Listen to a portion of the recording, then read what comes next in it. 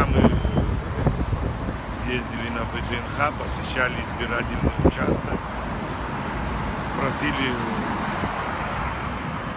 как проходят выборы. Нам сказали, что нет никаких нарушений, никто по поводу нарушений не обращался. Все проходит в строгом соответствии с законами Российской Федерации. Сегодня посещали штаб кандидата в президенты Харитонова.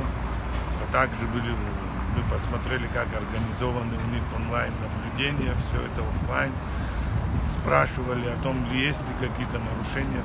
Никто нас не известил о том, что есть какие-то нарушения. Как видите, сейчас мы были в штабе кандидатов в президенты Долгов.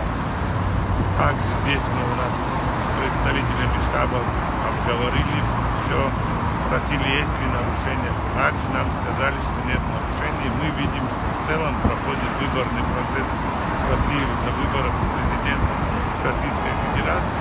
В целом проходит все спокойно, в атмосфере спокойствия, никаких проблем мы не наблюдаем.